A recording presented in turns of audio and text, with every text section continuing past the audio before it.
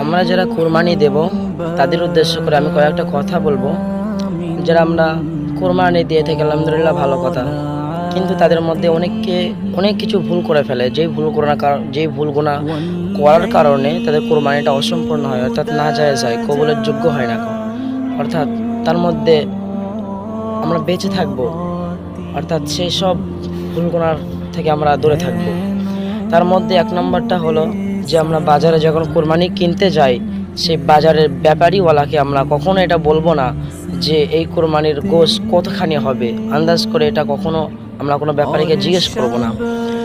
আর 2 নম্বরটা হলো নবী সাল্লাল্লাহু আলাইহি ওয়াসাল্লাম বলেছেন যে সব পশুতে কোরবানি হয় না। কিন্তু নবী সাল্লাল্লাহু আলাইহি ওয়াসাল্লাম বলেছেন, যেমনটা ধরেন কোনো পশু জীবন্ত অবস্থায় সে অন্ধ ছিল, সেই পশুটা কিন্তু কুরবানি হবে না।